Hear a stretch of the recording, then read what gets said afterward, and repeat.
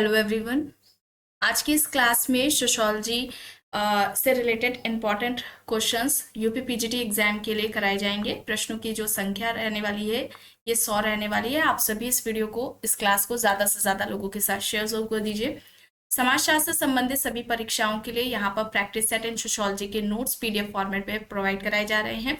इससे संबंधित किसी भी तरह की जानकारी के लिए यहाँ पर एक व्हाट्सएप नंबर दिया गया है जिस पर आप मैसेज करके पूरी जानकारी ले सकते हैं। नंबर है 790-555-3851। इसके अलावा समाजशास्त्र के नोट्स की बात की जाए तो ये सारे टॉपिक्स आपको देखने को मिलेंगे एंड सभी एग्जाम्स को ध्यान में रखकर ये नोट्स तैयार किए गए हैं। इसके अलावा राजस्थान असिस्टेंट प्रोफेसर का जो जीएस का पेपर है उसका प्रैक्टिस सेट भी यहाँ पर आपको मिल जाएगा और साथ ही बहुत ही जल्द सोशोलॉजी का प्रैक्टिस सेट भी आने वाला है। ठीक है, आप सभी इस क्लास को ज्यादा से ज्यादा लोगों के साथ शेयर जरूर कर दीजिए। चलिए शुरू करते। देखिए प्रश्न है, किसने कहा है कि अपराध एक समान प्रघटना है? विकल्प में यहाँ पर ऑप्शंस में लॉवेल जेकार, David Abraham Sen, Albert Cohen and Emile Durkheim यहाँ पर दिए गए हैं। इस प्रश्न का यहाँ पर सही विकल्प क्या होगा? अपराध को एक समान प्रघटना किसने माना है? यहाँ पर राइट होगा एमाइल दुर्खिम। ठीक है, एमाइल दुर्खिम होगा। एमाइल दुर्खिम का कहना था कि जो अपराध है, क्राइम है, वह ऐसा कोई भी समाज नहीं है जो अपराध मुक्त हो। किसी भी समाज में मतलब कि ऐसा कोई भी समाज नहीं है जिसमें अपराध ना पाया जाता हो। बस अपराध की जो मात्रा है उसमें भिन्नता हमें देखने को मिल सकती है। किसी समाज में हमें ज्यादा क्राइम देखने को मिल सकता है, किसी समाज में हमें कम क्राइम देखने को मिल सकता है। तो अपराध एक समान प्रघटना है, ये किसका कहना है? दुर्खिम का कहना है। ऑप्शन डी यहाँ पर सही है। अब यहाँ पर प्रश्न देखिए, इनमें से कौन सा बाल अपराध का कारण नहीं है? टूटे परिवार, भावात्मक अस्थिरता, मानसिक क्षुणता, सही समाजीकरण यहाँ पर ऑप्शंस हैं। बाल अपराध का कारण नहीं है यह बताया गया है, तो बाल अपराध का कारण इनमें से कौन सा नहीं होगा? सही समाजीकरण कैसे हो सकता है ना? तो यहाँ पर विकल्प होगा D. Socialization most important topic है। हर एग्जाम से में इससे रिलेटेड एग्जाम्स में प्रश्न पूछे जाते हैं। ज्यादा से ज्यादा इसकी जो विशेषताएं हैं उससे संबंधित प्रश्न पूछे जाते हैं, जो कि आपको इससे पहले भी जो भी क्लासेस हुई हैं उनमें भी बताया गया है। एक बार उन्हें फिर से रिपीट कर लेते हैं, रिवाइज कर लेते हैं। जैसे कि समाजीकरण कैसी प्रक्रिया है, तो ध्यान रखिएगा समाजीकरण सीखने की प्रक्रिया है। चूंकि यह सीखने की प्रक्रिया है तो समाजीकरण जीवन प्रयत्न चलने वाली प्रक्रिया है। जीवन प्रयत्न चलेगी तो जाहिर सी बात है यह गतिशील प्रक्रिया है, यह चेतन प्रक्रिया है। प्रारंभिक अवस्था इसकी बाल्यावस्था होती है। समाजीकरण की प्रारंभिक अवस्था बाल्यावस्था है। महत्वपूर्ण अवस्था क्या है? महत्वपूर्ण अवस्था बाल्यावस्था से किशोरावस्था है। समाज के जो नियम मानदंड होते हैं, मूल्य होते हैं, व्यक्ति जिस समाज का, बच्चा जिस समाज का सदस्य होता है उसी समाज के मूल्यों मानदंडों को आत्मसात करने की प्रक्रिया ही समाजीकरण, सोशलाइजेशन कहलाती है। ठीक है, क्लियर? चलिए अब यहाँ पर देखिए, सदरलैंड अपराध शास्त्र किस संप्रदाय से संबंधित है? समाजशास्त्री संप्रदाय, मनोवैज्ञानिक संप्रदाय, प्रत्यक्षवादी संप्रदाय या फिर समाजवादी संप्रदाय? सदरलैंड अपराध शास्त्र किस संप्रदाय से संबंधित है? सदरलैंड के द्वारा सफेद पोश अपराध की बात की गई थी। सफेद पोश जो व्हाइट कॉलर क्राइम है, यह अवधारणा सदरलैंड के द्वारा दी गई थी। यहाँ पर समाजशास्त्री संप्रदाय होगा। विकल्प ए यहाँ पर, ऑप्शन ए यहाँ पर सही हो जाएगा। अब देखिए यहाँ पर प्रश्न है, इनमें से कौन अपराध के लिए संस्कृति को उत्तरदायी मानते हैं? अपराध का कारण संस्कृति को किसने माना? टॉफ्ट, अल्फ्रेड एडलर, गोडार्ड, रेकलेस यहाँ पर ऑप्शंस हैं। अपराध के लिए संस्कृति को किसने उत्तरदायी माना है? टॉफ्ट ने। ठीक है, टॉफ्ट ने माना है। ऑप्शन ए होगा यहाँ पर राइट। ह्यूमन सोसाइटी किसके द्वारा लिखी गई है? ये कब पुस्तक आती है? 1936 में आती है। किसकी पुस्तक है? किंग्सले डेविस की है। ठीक है, किंग्सले डेविस की है ये पुस्तक। और इसके अलावा रॉल्फ लिंटन की द स्टडी ऑफ मैन है, ये भी 1936 में आती है। द स्टडी ऑफ मैन, जिसमें स्टेटस एंड रोल, परिस्थिति एवं भूमिका की बात की थी। इसके अलावा होम्स की पुस्तक है मानव समूह, ह्यूमन ग्रुप करके है, ग्रुप्स करके है ये पुस्तक। स्पेंसर की फर्स्ट प्रिंसिपल्स है, प्रिंसिपल्स ऑफ सोशियोलॉजी है, प्रिंसिपल्स ऑफ बायोलॉजी है। इस तरीके से इनकी पुस्तकें हैं स्पेंसर की। चलिए अब यहाँ पर देखिए प्रश्न है, साधुस ऑफ इंडिया किसकी पुस्तक है? ऑप्शंस में D N Majumdar, P V Young, B D Tripathi and ड्यूमो यहाँ पर दिए गए हैं। साधुस ऑफ इंडिया किसकी पुस्तक है? Sadhus of India B D Tripathi की। ठीक है, बी डी त्रिपाठी की है। यहाँ पर ऑप्शन सी हो जाएगा राइट। प्रश्न है, Asian drama and inquiry into the poverty of nations किसकी पुस्तक है? एशियन ड्रामा किसकी है? गुरनाम Myrdal, Adam Smith, C Wright Mills, Yogendra Singh. यहाँ पर ऑप्शन है। एशियन ड्रामा किसकी है? एशियन ड्रामा किसकी है? गुरनाम मिडॉल की है। ठीक है, गुरनाम मिडॉल की है। यहाँ पर ऑप्शन ए हो जाएगा राइट आंसर। प्रश्न है पिजन सोसाइटी एंड कल्चर किसकी है? पिजन सोसाइटी एंड कल्चर किसकी है? ऑप्शंस में Foster, Andre Beteille, Robert Redfield, Louis Wirth यहाँ पर है। पिजन सोसाइटी एंड कल्चर किसकी पुस्तक है? रॉबर्ट रेडफील्ड की है। रॉबर्ट रेडफील्ड ने इस पुस्तक में कृषक समाज की अवधारणा दी थी। कृषक समाज जिसे इन्होंने अवशिष्ट समाज कहा था। हो सकता है प्रश्न आए अवशिष्ट समाज की अवधारणा किसने दी है, तो रॉबर्ट रेडफील्ड ने दी है। कृषक समाज को अवशिष्ट समाज क्यों कहा? इनका कहना था कि जब रूरल सोसाइटी से हम ट्राइबल सोसाइटी को अलग कर देते हैं, जब ग्रामीण समाज से हम जनजातीय समाज को अलग कर देते हैं, तो जो शेष बचा हुआ अवशिष्ट भाग होता है वही कृषक समाज कहलाता है। ठीक है, तो ये रॉबर्ट रेडफील्ड का कॉन्सेप्ट है। इस पुस्तक में पिजन सोसाइटी एंड कल्चर में इन्होंने दिया है। चलिए अब यहाँ पर देखिए किसने कृषक समाज को वर्गीकृत किया है? जमींदार, अमीर किसान और गरीब किसान में। जमींदार, अमीर किसान, गरीब किसान में किसने कृषक समाज को क्लासिफाई किया? धनाग्रे, डेनियल थार्नर, रॉबर्ट रेडफील्ड, एफजी बेली। यहाँ पर ऑप्शंस दिए गए हैं। धनाग्रे, डेनियल थार्नर, रॉबर्ट रेडफील्ड, एफजी बेली यहाँ पर ऑप्शंस है। बताइए सही क्या होगा? धनाग्रे है। ठीक है, जमींदार, अमीर किसान और गरीब किसान की जो बात है वो धनाग्रे द्वारा की गई है। यहाँ पर ऑप्शन ए हो जाएगा राइट आंसर। प्रश्न है वर्गात्मक एवं विवरणात्मक नातेदारी की अवधारणा किसने दी? Morgan, Hutton, Rivers, T N. Madan. यहाँ पर ऑप्शंस है। वर्गात्मक एवं विवरणात्मक नातेदारी की बात किसके द्वारा की गई है? किसने की है? मॉर्गन ने। ठीक है, मॉर्गन ने की है। यहाँ पर ऑप्शन ए हो जाएगा राइट। अब यहाँ पर देखिए प्रश्न है आर्थिक संकट में कौन सी आत्महत्या में वृद्धि होती है? परार्थवादी आत्महत्या, अप्रतिमानित आत्महत्या, अहमवादी आत्महत्या और भाग्यवादी आत्महत्या यहाँ पर दिया गया है। सही यहाँ होगा अप्रतिमानित आत्महत्या। ठीक है, बी यहाँ पर राइट आंसर हो जाएगा।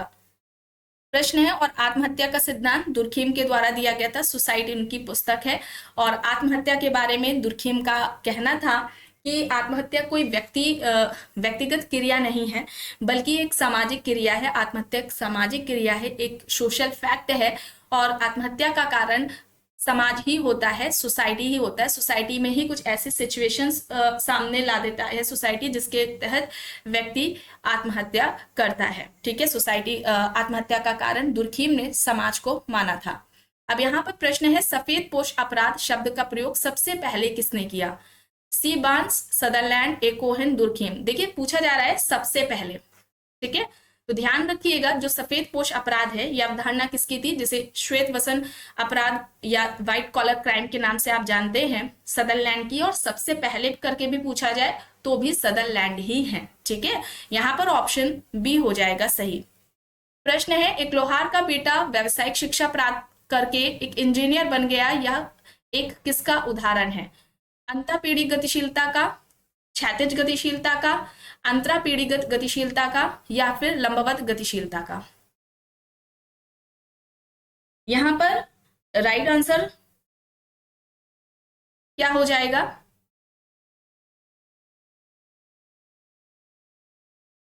राइट आंसर यहां पर क्या होगा? अंतरापीढ़ीगत गतिशीलता होगा। ऑप्शन सी यहाँ पर राइट आंसर हो जाएगा। ठीक है, लिप्सेट एंड बेंडिक्स ने ये बात की है।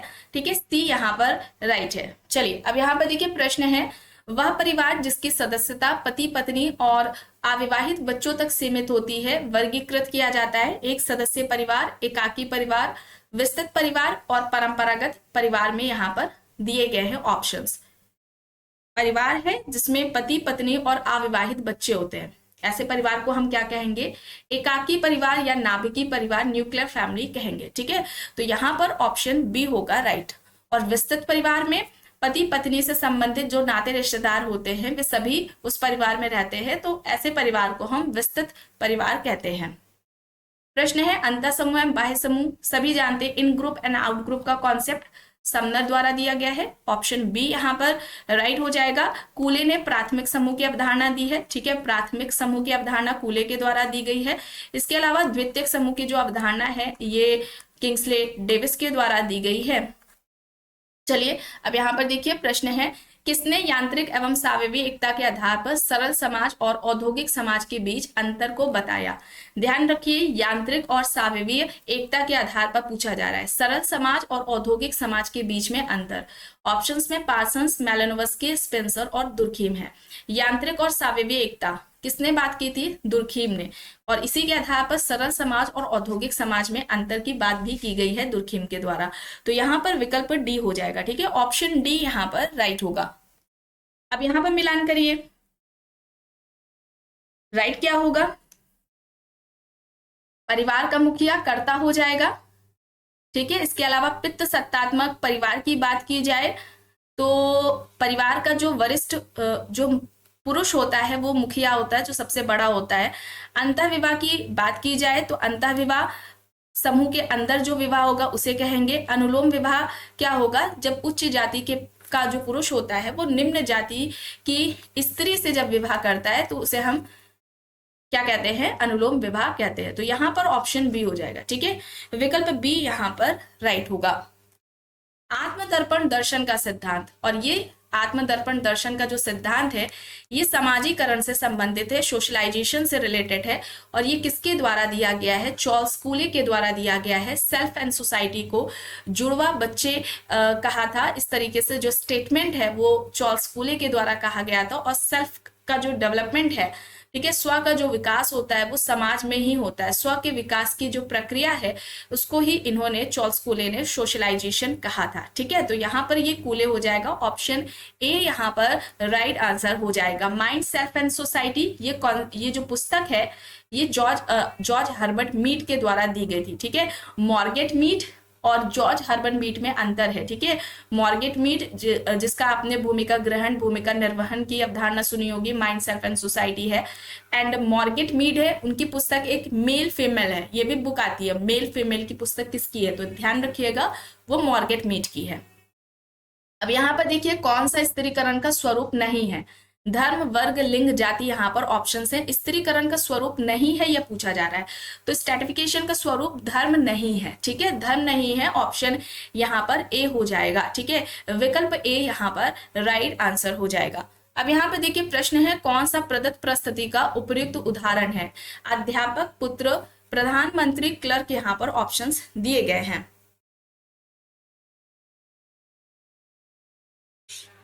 कौन सा प्रदत्त परिस्थिति का उपयुक्त उदाहरण है? तो यहाँ पर पुत्र हो जाएगा, बाकी सारे अर्जित परिस्थिति के उदाहरण हैं। ठीक है, और प्रदत्त परिस्थिति और अर्जित परिस्थिति की बात किसने की थी? रॉल्फ लिंटन ने की थी। किसने की थी? ये दो परिस्थिति की जो बात है वो रॉल्फ लिंटन के द्वारा की गई है। प्रश्न है, सांस्कृतिक सकुल का अर्थ है संस्कृति की सबसे छोटी इकाई, कई सांस्कृतिक तत्वों का योग, सांस्कृतिक क्षेत्र, सांस्कृतिक प्रतिमान। सांस्कृतिक सकुल का अर्थ, संस्कृति की सबसे छोटी इकाई को हम क्या कहते हैं? सांस्कृतिक तत्व कहते हैं। और कई सारे सांस्कृतिक तत्वों का जो योग है उसे हम क्या कहते हैं? सांस्कृतिक सकुल कहते हैं। ठीक है, क्या कहेंगे हम? सांस्कृतिक सकुल कहेंगे। ठीक है, चलिए, और कल्चर पैटर्न का जो कॉन्सेप्ट है वो किसका है? रूथ बेनेडिक्ट का है। ठीक है, रूथ बेनेडिक्ट ने अवधारणा दी है। अब यहाँ पर देखिए प्रश्न है, सप्तपदी का अभिप्राय अग्नि के समक्ष वर वधु द्वारा 7 फेरे लेने से है, उसके बाद ही विवाह को समाज में स्वीकृति यानी कि वैधता मिलती है, इसे माना जाता है। ऑप्शंस में है अनुष्ठान, धर्म विधि, प्रथा और परंपरागत व्यवहार। बताइए यहाँ पर राइट क्या हो जाएगा? इसे हम क्या कहेंगे? अनुष्ठान कहेंगे। ऑप्शन ए यहाँ पर राइट होगा। प्रश्न है, किसके अनुसार इस्लाम में विवाह एक अनुबंध है जिसमें 2 साथियों के हस्ताक्षर होते हैं? ये किसका कहना है?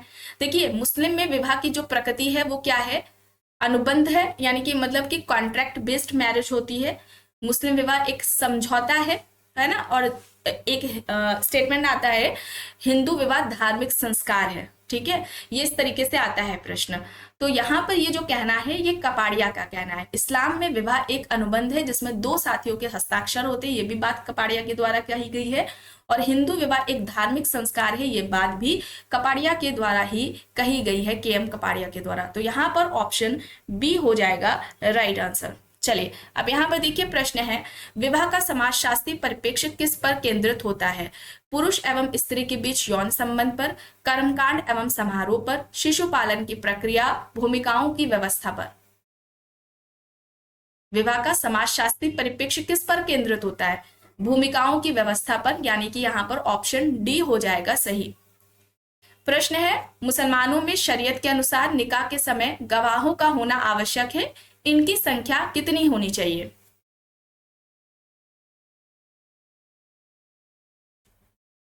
तो कम से कम 2 पुरुष और 4 महिला होने चाहिए, यहां पर ऑप्शन डी हो जाएगा। ठीक है, विकल्प डी यहां पर राइट आंसर हो जाएगा। प्रश्न है, धर्म ग्रंथों के अनुसार प्रतिलोम विवाह निषेध है, ब्राह्मण माता तथा शूद्र पिता से जनित बच्चों को कहा जाता था। ऑप्शंस में चांडाल है, राक्षस है, अंत्यज है, या फिर इनमें से कोई भी नहीं। धर्म ग्रंथों के अनुसार प्रतिलोम विवाह निषेध है, ब्राह्मण माता तथा शूद्र पिता से जनित बच्चों को क्या कहा जाता है? क्या कहा जाता था? चांडाल। यहां पर ऑप्शन ए हो जाएगा। ठीक है, विकल्प ए यहां पर सही होगा। प्रश्न है, किसने समाज की असंतुलित आर्थिक व्यवस्था को ही अपराध का मुख्य कारण माना? विकल्प में यहाँ पर मार्क्स एंड एंजल्स है, गोडार्ड है, लैंडिस है एंड एल्थ्यूजर यहाँ पर दिए गए हैं। समाज की असंतुलित आर्थिक व्यवस्था ही अपराध का मुख्य कारण है, या किसका कहना है? तो यहाँ पर right answer Marx and Engels हो जाएगा। ऑप्शन ए यहाँ पर राइट आंसर हो जाएगा। मार्क्स को आर्थिक निर्धारणवादी के नाम से जाना जाता है और अल्थ्यूजर को अति निर्धारणवादी। ठीक है, अति निर्धारणवादी के नाम से किसे जाना जाता है? अल्थ्यूजर को जाना जाता है, और मार्क्स को आर्थिक निर्धारणवादी के नाम से जानते हैं। प्रश्न है, किसने अपराध के प्रकार अर्ध या नकली अपराधी, आदतन अपराधी और अपराधी सम बताए हैं? ऑप्शंस में विकल्प में सदरलैंड है, हेज है, न्यूमेर है, लोम्ब्रोसो यहाँ पर दिया गया है। सही यहाँ पर क्या हो जाएगा? अर्ध या नकली अपराधी, आदतन अपराधी और अपराधी सम, ये किसके द्वारा बताए गए हैं? लोम्ब्रोसो के द्वारा। अपराधी जनजात होते हैं, ठीक है, व्यक्ति जन से ही अपराधी होता है, ये स्टेटमेंट भी, कथन भी लोम्ब्रोसो के द्वारा ही दिया गया है। और सदरलैंड ने कहा था कि अपराध सीखा हुआ व्यवहार है, व्यक्ति समाज में रहकर ही अपराध करता है, अपराधी बनता है। चलिए अब यहाँ पर देखिए, पुस्तक है रूरल सोशियोलॉजी इन इंडिया। किसकी पुस्तक है रूरल सोशियोलॉजी इन इंडिया? किसकी हो जाएगी rural sociology in India? AR Desai की। AR देसाई ने राष्ट्रवाद के उदय की बात की थी, और भारतीय समाज में संघर्ष की बात भी AR देसाई के द्वारा ही कही गई है, ये याद रखिएगा। भारतीय समाज में कॉन्फ्लिक्ट की बात किसने की है? संघर्ष की किसने की है? तो AR देसाई ने की है। अब यहाँ पर देखिए प्रश्न है, भारतीय कृषक वर्ग का वर्गीकरण मालिक, किसान, मजदूर के रूप में किसने किया है? PC Joshi, Daniel Thorner, AR Desai, Robert Redfield यहाँ पर ऑप्शंस है। भारतीय कृषक वर्ग का वर्गीकरण मालिक, किसान और मजदूर के रूप में किसने किया है? किसके द्वारा किया गया है? डेनियल थार्नर के द्वारा किया गया है। ये भी ज्यादातर प्रश्न पूछा जाता है। ठीक है, यहाँ पर डेनियल थार्नर होगा। अब यहाँ पर देखिए, इनमें से कौन सा सही सुमेलित नहीं है? भूमिका पुंज, RK मर्टन, सामाजिक तथ्य इमाइल दुर्खीम, सामाजिक व्यवस्था पार्सन्स और सामाजिक क्रिया दुर्खीम। सही सुमेलित नहीं है, तो यहाँ पर क्या होगा? सोशल एक्शन होगा। दुर्खीम का नहीं है, ठीक है, वेबर का है। वेबर ने सामाजिक क्रिया की बात की थी, और समाजशास्त्र की विषय वस्तु भी वेबर ने सोशल एक्शन को ही बताया था। और सामाजिक क्रिया के जो प्रकार हैं 4, ये वेबर के द्वारा बताए गए हैं। कौन कौन से 4 प्रकार है और ये सही क्रम में आपको कमेंट बॉक्स में बताना है। चलिए अब यहाँ पर देखिए, पुस्तकें दी गई हैं, society, the social order, human society, invitation to sociology. चलिए देखकर बताइए सही क्या होगा, कौन सा सही ऑप्शन होगा। मैकेवर की बात की जाए तो ये सोसाइटी इनकी पुस्तक है। किंग्सले डेविस की बात की जाए तो ये ह्यूमन सोसाइटी हो जाएगी।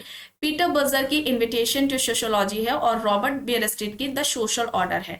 यानी कि ऑप्शन यहाँ पर ए हो जाएगा सही। ठीक है, विकल्प ए यहाँ पर राइट आंसर हो जाएगा। प्रश्न है, समाज वैचारिक, तात्विक और सकारात्मक अवस्थाओं से गुजरता है, यह किसका कहना है? किसका कहना है? अगस्त कॉम्ट का। ठीक है, अगस्त कॉम्ट का है। ऑप्शन यहाँ पर ए हो जाएगा right answer. Kinship and marriage, इस पुस्तक के लेखक कौन है? किसके द्वारा किनशिप एंड मैरिज लिखी गई है? Robin fox. रॉबिन फॉक्स की ये पुस्तक है किनशिप एंड मैरिज। अब देखिए यहाँ पर प्रश्न है, सामाजिक स्त्रीकरण संबंधी वेबर के मॉडल को जाति पर प्रयुक्त किया गया है? ऑप्शंस में है M N Srinivas, Andre Beteille, Parsons, F G Bailey. सामाजिक स्त्रीकरण संबंधी वेबर का जो मॉडल है उसे जाति पर किसने प्रयोग किया? वेबर के सामाजिक स्त्रीकरण का जो बहुआयामी या त्रिआयामी जो मॉडल है उसका प्रयोग भारतीय संदर्भ में अध्ययन के लिए इनमें से किसके द्वारा किया गया है? यह कुछ इस तरह से प्रश्न पूछा गया है। तो किसके द्वारा किया गया था? आंद्रे बेते के द्वारा किया गया था। यहां पर ऑप्शन बी हो जाएगा। और इससे संबंधित इनकी पुस्तक है cast, class and power.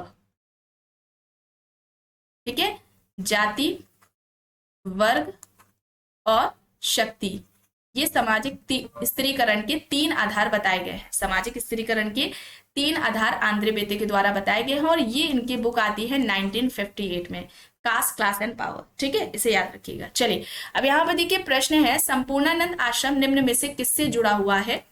ब्रोस्टल school, खुले जेल, बंद जेल या फिर इनमें से कोई भी नहीं?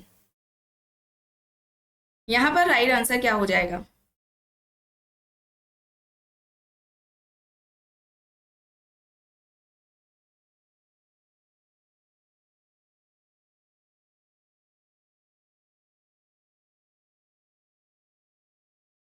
बताइए।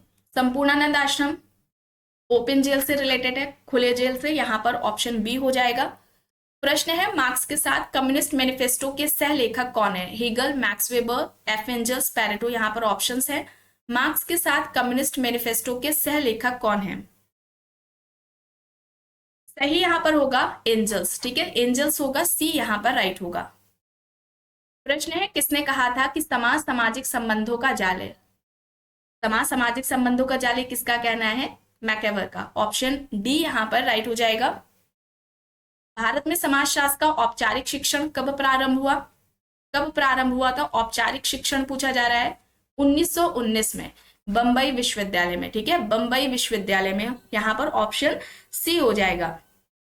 सबसे पहले 1914 में समाजशास्त्र है ये शुरू हुआ था बंबई विश्वविद्यालय में ही। औपचारिक शिक्षण की बात हो रही है तो वर्ष हो जाएगा 1919। ठीक है, और पैट्रिक गिडेक्स उनके निर्देशन में ये शुरू हुआ था। ठीक है, उसके अध्यक्ष थे सोशियोलॉजी डिपार्टमेंट के उस समय के, और ये नगरीय समाजशास्त्री थे।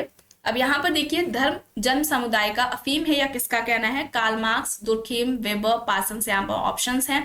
धर्म को जन समुदाय का अफीम किसने कहा? तो यहाँ पर राइट होगा कार्ल मार्क्स। ठीक है, कार्ल मार्क्स होगा, ऑप्शन ए यहाँ पर राइट होगा। प्रश्न है, आधुनिक समाजशास्त्र के विकास में केंद्रीय व्यक्तियों के रूप में स्वीकार्य विद्वानों की एक सूची दी जा रही है।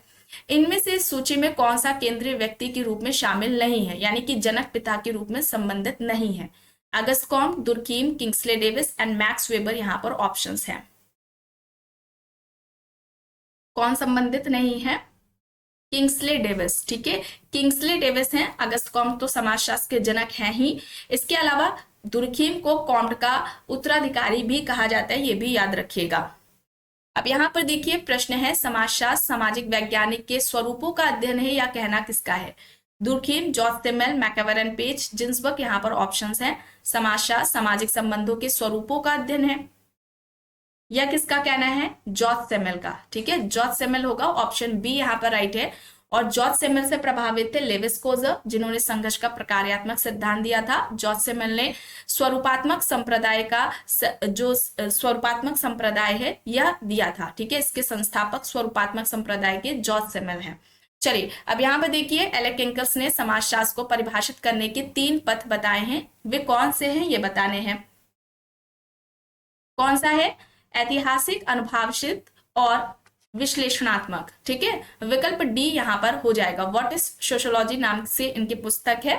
चलिए अब यहां पर देखिए, जब तक सामाजिक व्यवस्था का प्राकृतिक नियमों में विश्वास पर सहमति नहीं होती तब तक पूर्ण रूप से समाजशास्त्र स्वीकार नहीं हो सकता। समाज के वैज्ञानिक अध्ययन की उत्पत्ति के बारे में यह किसका कथन है? ऑप्शंस में हीगल है, सोरोकिन है, स्पेंसर है एंड मैक्स वेबर यहाँ पर दिए गए हैं। जब तक सामाजिक व्यवस्था का प्राकृतिक नियमों में विश्वास पर सहमति नहीं होती तब तक पूर्ण रूप से समाजशास्त्र स्वीकार नहीं हो सकता। समाज के वैज्ञानिक अध्ययन की उत्पत्ति के बारे में यह किसका कथन है? सही यहाँ पर हो जाएगा हर्बर्ट स्पेंसर। ठीक है, हर्बर्ट स्पेंसर होगा, ऑप्शन सी यहाँ पर राइट होगा। प्रश्न है सामाजिक संबंधों के जाल को हम क्या कहते हैं? क्या कहेंगे? सामाजिक संबंधों के जाल को क्या कहा जाता है? सोसाइटी, समाज। किसने कहा है? मैकएवन ने कहा है। प्रश्न है निम्न में से कौन सा एक समुदाय का उदाहरण है? किसे हम समुदाय कहेंगे? पड़ोस, राजनीतिक दल, जातीय संघ या फिर ट्रेड यूनियन? तो राइट क्या हो जाएगा? पड़ोस हो जाएगा, ऑप्शन ए होगा। समुदाय की कौन सी विशेषता देखिए नहीं है? प्रश्न में यहाँ पर गलती होती है, विशेषता है और नहीं में। तो देखिए विशिष्ट नाम होता है, स्वतः उत्पत्ति होती है, समुदाय की हम की भावना भी होती है, अमूर्त नहीं होता है बल्कि ये मूर्त होता है। समुदाय क्या है? मूर्त है, हम की भावना पाई जाती है। विशिष्ट इसका नाम होता है, निश्चित भूभाग होता है, ठीक है, अनिवार्य सदस्यता होती है। यहाँ पर विकल्प डी होगा सही। प्रश्न है व्यक्तियों का समूह किसी उद्देश्य की पूर्ति के लिए मिलजुल कर साथ कार्य करता है, यह कहलाता है। यहाँ पर ऑप्शंस में परिस्थिति है, संस्था है, समिति है या फिर इनमें से कोई भी नहीं। व्यक्तियों का समूह जो किसी उद्देश्य को पूरा करने के लिए मिलजुल करके कार्य करता है उसे क्या कहा जाता है? तो यहाँ पर राइट क्या हो जाएगा? समिति होगा, एसोसिएशन होगा, ठीक है, ऑप्शन सी होगा यहाँ पर सही। प्रश्न है वह परिवार जिसमें एक व्यक्ति के अपने स्वयं के बच्चे हो सकते हैं उसे जाना जाता है। ऑप्शंस में जन्म का परिवार, विस्तृत परिवार, जनन परिवार, पितृसत्तात्मक परिवार यहाँ पर दिया गया है। इसे हम क्या कहेंगे? जनन का परिवार कहेंगे, यानी कि हम प्रजनन परिवार कहेंगे। जन्म मूलक परिवार और प्रजनन मूलक परिवार की अवधारणा किसके द्वारा दी गई है ये आपको कमेंट बॉक्स में बताना है, ठीक है। प्रजनन मूलक परिवार ऐसे परिवार का निर्माण व्यक्ति विवाह करने के बाद करता है और इस परिवार में पति पत्नी और उसके जो अविवाहित बच्चे होते वे रहते हैं, ठीक है। चलिए अब यहाँ पर देखिए प्रश्न है पर्याप्त, निश्चित एवं टिकाऊ यौन संबंध द्वारा परिभाषित एक समूह जो प्रजनन तथा बच्चों के पालन पोषण की व्यवस्था करने की क्षमता रखता है इसे क्या कहा जाएगा? समिति नहीं है, समुदाय नहीं है, इसे परिवार कहेंगे हम। ऑप्शन सी होगा यहाँ पर सही, ठीक है।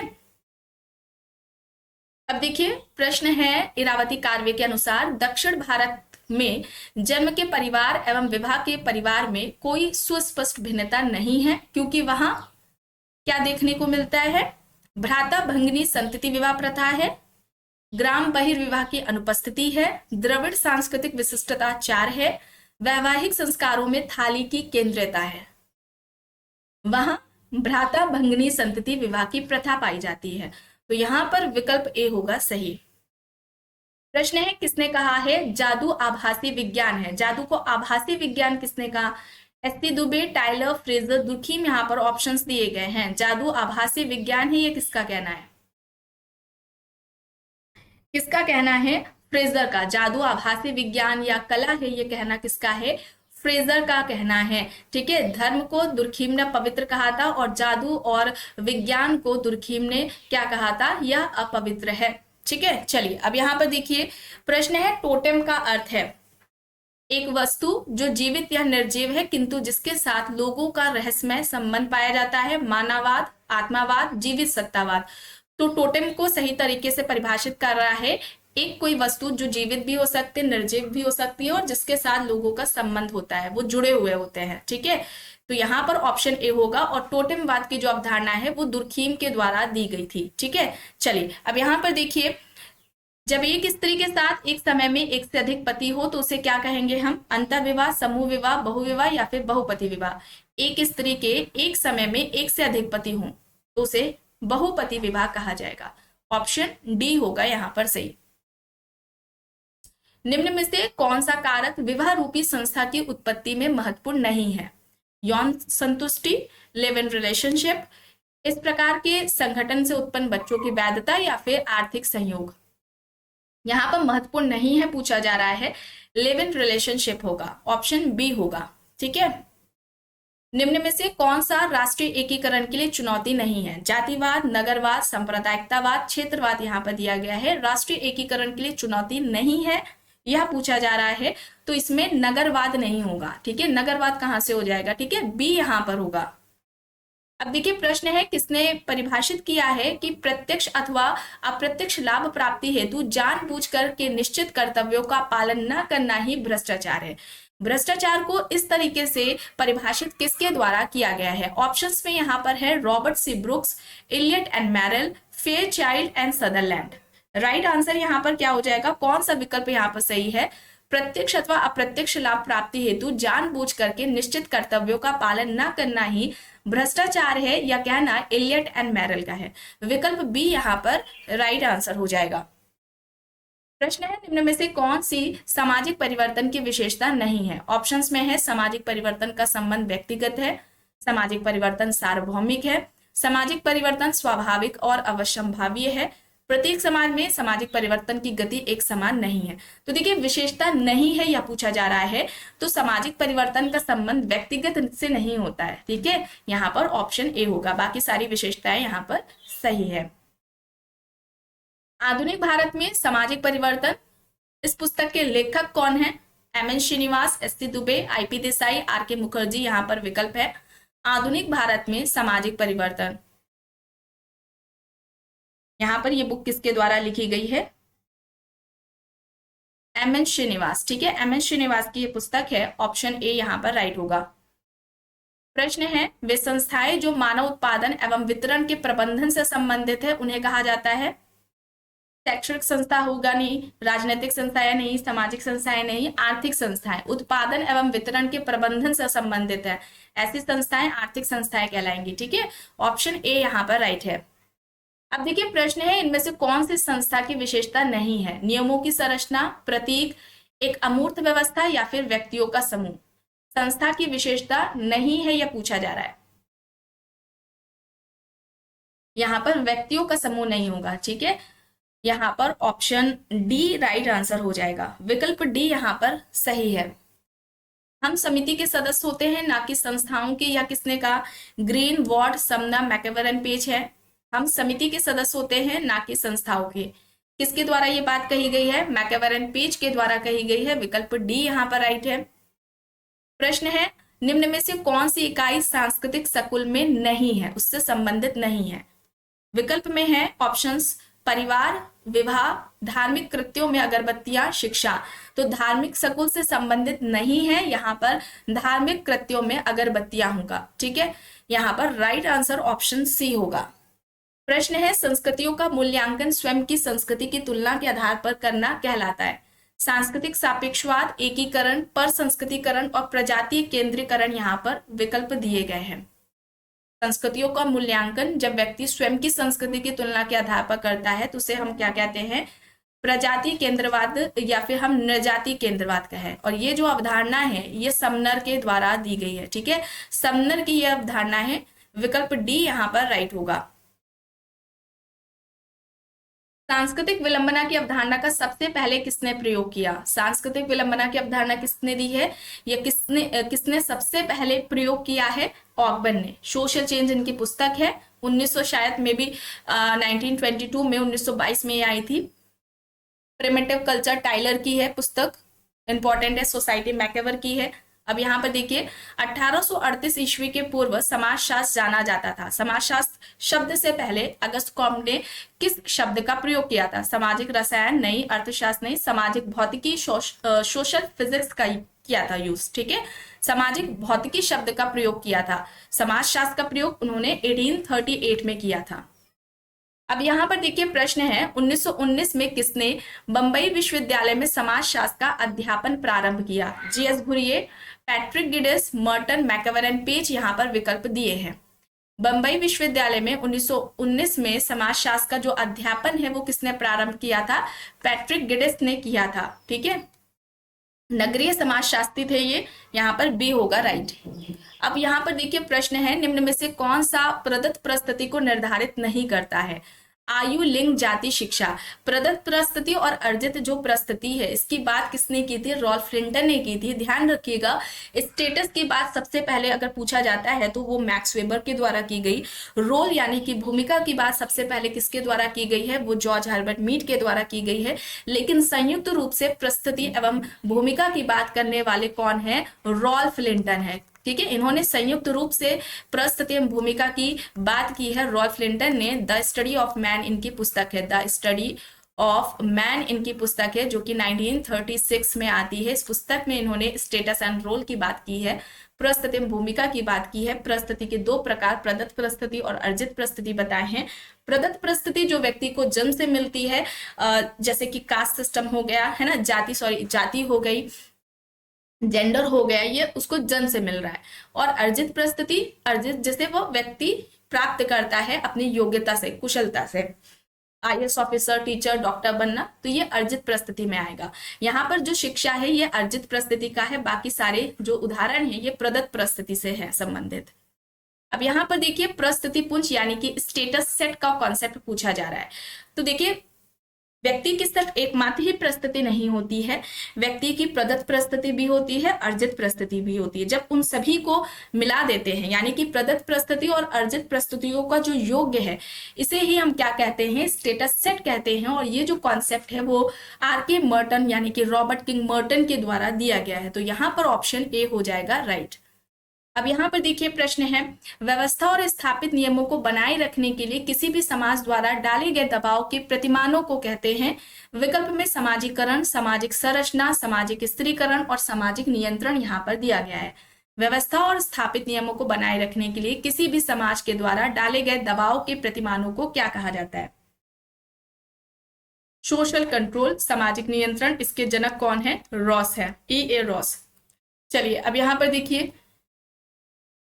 सामाजिक संरचना एवं सामाजिक संस्थाओं के अध्ययनों में सामाजिक डार्विनवाद की अवधारणा का प्रयोग किस सामाजिक दार्शनिक ने किया? किसने किया था? हर्बर्ट स्पेंसर ने किया था। सामाजिक डार्विनवादी विचारक हर्बर्ट स्पेंसर हैं। सामाजिक उत्विकास का सिद्धांत स्पेंसर के द्वारा दिया गया था। सामाजिक संरचना, इस अवधारणा का प्रयोग भी सबसे पहले स्पेंसर के द्वारा ही किया गया था। समाज के दो प्रकार, सैनिक या शिकारी समाज और दूसरा औद्योगिक समाज, ये दोनों ही प्रकार स्पेंसर के द्वारा बताए गए हैं। आगे देखते हैं, दुर्खीम के अनुसार सावयवी एकता किस समाज की विशेषता है? आदि समाज, ग्रामीण समाज, आधुनिक समाज और अविकसित समाज है। सावयवी समाज की बात हो रही है यहाँ पर। किस समाज की विशेषता है? आधुनिक समाज की है। और यांत्रिक जो एकता होगी वो ग्रामीण समाज की विशेषता होगी या सरल समाज की विशेषता। अब यहाँ पर प्रश्न है, मार्क्स की विचारधारा के अनुसार पूंजीवाद से समाजवाद में परिवर्तन निम्न में से किसके द्वारा आएगा? विकल्प में है उत्पादन के साधनों में क्रांति, उत्पादन प्रक्रिया का युक्तिकरण, मध्यम वर्ग का लुप्त होना या फिर अभिजात वर्ग क्रांति। पूंजीवाद से समाजवाद में जो परिवर्तन है इनमें से किसके द्वारा आएगा मार्क्स के अनुसार? उत्पादन के साधनों में क्रांति। ठीक है, ऑप्शन ए यहाँ पर राइट आंसर हो जाएगा। विकल्प ए यहाँ पर सही है। स्वयं में वर्ग, स्वयं के लिए वर्ग की अवधारणा दी थी। संरचना के दो प्रकार, अधोसंरचना और अधिसंरचना, इनके द्वारा दी गई है। अधोसंरचना ही अधिसंरचना को निर्धारित करती है, ये भी जो कहना है मार्क्स का है। सरप्लस वैल्यू, अतिरिक्त मूल्य का सिद्धांत भी मार्क्स के द्वारा ही दिया गया है। चलिए अब यहाँ पर देखिए, दुर्खीम के अनुसार मानक शून्यतावादी आत्महत्या परिणाम है। सही क्या होगा यहाँ पर? नियमहीनता की स्थिति अथवा अपने आप को अकेला या समूह से कटा हुआ पाना। विकल्प सी यहाँ पर राइट होगा। वह प्रक्रिया जिसके द्वारा कोई निम्न हिंदू जाति या कोई जनजाति अथवा समूह किसी उच्च या प्राय द्विज जाति की दिशा में अपने रीति रिवाज, कर्मकांड, विचारधारा और जीवन पद्धति को बदलता है, यह कहलाती है संस्कृतिकरण, संस्कृताइजेशन इसे कहा जाएगा। किसकी अवधारणा है? श्रीनिवास की अवधारणा है। श्रीनिवास ने यह अवधारणा दी है। Religion and society among the कुक्स of south India में यह अवधारणा दी गई है श्रीनिवास के द्वारा। और यह एक स्थिति में परिवर्तन है। ठीक है, व्यक्ति की जो स्थिति है उसमें परिवर्तन की बात करती है, संरचनात्मक परिवर्तन नहीं है ये। निम्न में से कौन सा सामाजिक विभेदीकरण का उदाहरण है, ना कि सामाजिक स्त्रीकरण का? वर्ग, लिंग, भूस्वामित्व और शक्ति यहाँ पर दिया गया है। सामाजिक विभेदीकरण का उदाहरण है, ना कि सामाजिक स्त्रीकरण का। तो यहाँ पर होगा लिंग, जेंडर होगा। विकल्प बी यहाँ पर राइट होगा। नातेदारी व्यवस्था में समाज द्वारा मान्यता प्राप्त वे संबंध सम्मिलित हैं जो आधारित हो विवाह संबंध पर, रक्त संबंध पर, या फिर ए और बी दोनों, या फिर इनमें से कोई भी नहीं। नातेदारी व्यवस्था में समाज के द्वारा मान्यता प्राप्त रक्त संबंधी और विवाह संबंधी दोनों ही आएंगे, यहाँ पर सी हो जाएगा सही। अनेक संस्कृतियों में कुछ व्यक्तियों के निश्चित सामाजिक संबंधों में एक दूसरे से औपचारिक दूरी बनाए रखने की आवश्यकता को क्या कहते हैं? देखिए यहाँ पर अवॉइड किया जा रहा है रिलेशंस को, तो उसे हम क्या कहेंगे, या बिहेवियर को परिहार, ठीक है, परिहार कहा जाएगा इसे। और ये जो अवधारणा है ये टाइलर के द्वारा दी गई है। सहप्रसविता या सहकष्टी की अवधारणा भी टाइलर ने ही दी है। इसमें क्या होता है, जब पत्नी है ना प्रेग्नेंट होती है, तो ऐसी सिचुएशन में जब उसे कई सारे निषेधों का पालन करना होता है, कई सारे ऐसे कार्य होते हैं जिन्हें वह नहीं करती है, तो सेम सिचुएशन जो होती है वो पुरुष को भी, मतलब कि जो भी फॉलो रूल्स पत्नी करती है सेम चीज पति को भी करना होता है, ठीक है। और इसे कुवैत प्रथा के नाम से भी जाना जाता है, कुवैत सिस्टम इस तरीके से पूछा जाता है, तो ये टाइलर के द्वारा दिया गया है। और जो जोकिंग रिलेशंस है, परिहास संबंध या परिहास व्यवहार है, वो रेडक्लिफ ब्राउन के द्वारा दिया गया है। किसके द्वारा दिया गया है? रेडक्लिफ ब्राउन के द्वारा दिया गया है। यहाँ पर परिहार व्यवहार है, बी यहाँ पर राइट है। प्रश्न है, भारतीय संविधान के किस अनुच्छेद में अनुसूचित जाति व अनुसूचित जनजाति के लिए सरकारी नौकरियों में आरक्षण की व्यवस्था है? यहाँ पर विकल्प में देखिए 14, 17, 335 और 338 यहाँ पर दिया गया है।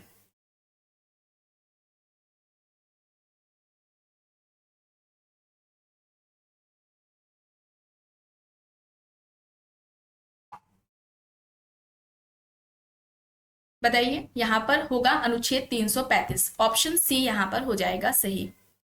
प्रश्न है, यह किसका कथन है कि भारत की एकता उसके इतिहास के अधिकांश समय में सामाजिक या राजनीतिक एकता ना होकर सांस्कृतिक एकता ही रही है? विकल्प में पार्सन्स, टॉयनबी, बोटोमोर, श्रीनिवास दिए गए हैं। पार्सन्स का सामाजिक जो समाजशास्त्र है उसमें 3 महत्वपूर्ण योगदान रहा है। एक प्रकारवाद पर, दूसरा सामाजिक व्यवस्था सोशल सिस्टम पर, और तीसरा सोशल एक्शन पर। ये याद रखिएगा। और पार्सन्स सोसाइटी और व्यक्ति को दोनों को ही महत्वपूर्ण बताते हैं।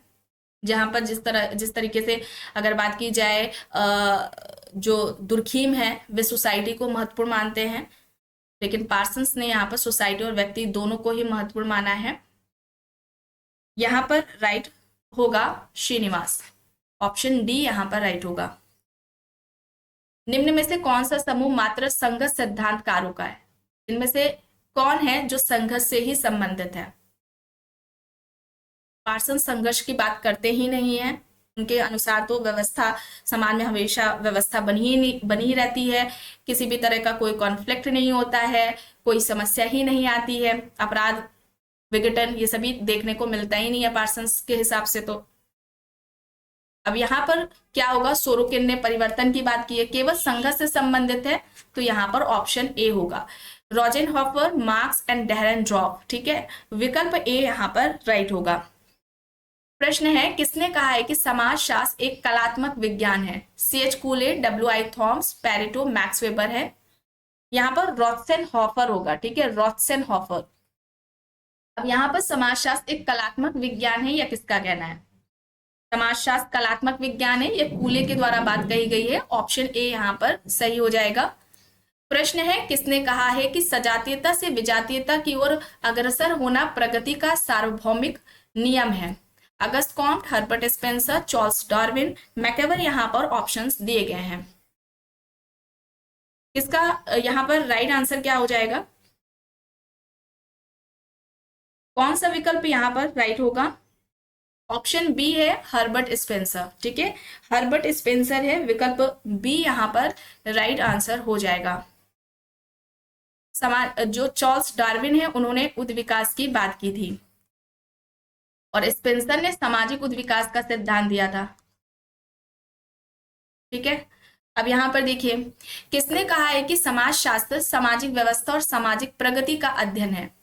अगस्त Comte, Herbert Spencer, Simmel, Max Weber, यहाँ पर ऑप्शंस हैं।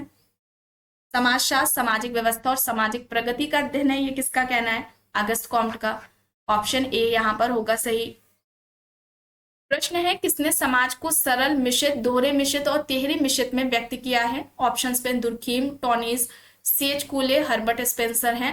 सरल समाज, मिश्रित समाज, दोहरे मिश्रित समाज, तिहरे मिश्रित समाज, ये जो क्लासिफिकेशन है सोसाइटी का, ये किसके द्वारा किया गया है? हर्बर्ट स्पेंसर के द्वारा। और इसके अलावा ये दो और तरह के समाज की बात करते हैं, सैनिक या शिकारी समाज, सैनिक या शिकारी समाज, और दूसरा हो जाएगा औद्योगिक समाज। ठीक है, दूसरा क्या होगा? औद्योगिक समाज है। आगे देखते हैं, सरल समाज, बहुखंडीय समाज, सरल मिश्रित बहुखंडीय समाज, इस तरीके से जो क्लासिफिकेशन है बहुखंडीय। अब देखिए यहाँ पर बहुत सारे बच्चे कंफ्यूज होते हैं। देखिए खंडीय खंडीय करके कुछ है, ठीक है, वो दुर्खिम के द्वारा किया गया है, और ये सरल मिश्रित, दोहरे मिश्रित, तिहरे मिश्रित वाला स्पेंसर का है। चलिए अब यहाँ पर देखिए, अनुकूलनात्मक संस्कृति की अवधारणा किसने दी है? सोरोकिन, ऑगबन, पैरेटो, पार्सन्स, यहाँ पर ऑप्शंस है। अनुकूलनात्मक संस्कृति किसकी अवधारणा है? किसने बात की है? सोरोकिन ने की है। ठीक है, सोरोकिन ने की है, यहाँ पर ऑप्शन ए होगा सही। पैरेटो ने सामाजिक परिवर्तन से संबंधित अभिजात वर्ग का सिद्धांत दिया था, माइंड एंड सोसाइटी इनकी पुस्तक है रही है। और पार्सन्स के बारे में अभी 3 इनके योगदान बताए ही गए हैं आपको। ऑगबन ने सांस्कृतिक विलंबना का सिद्धांत दिया था। भौतिक अभौतिक संस्कृति की बात ऑगबन के द्वारा की गई है। यहाँ पर अनुकूलनात्मक संस्कृति की बात हो रही है, यहाँ पर ऑप्शन ए हो जाएगा सही। अब प्रश्न है, निम्न में से कौन सी विशेषताएं औद्योगिक समाज से संबंधित है? विशेषीकरण, अधिकतम उत्पादन, उपभोग के लिए उत्पादन, प्राथमिक संबंधों का प्रभुत्व, हस्तचालित औजारों का प्रयोग यहाँ पर दिया गया है।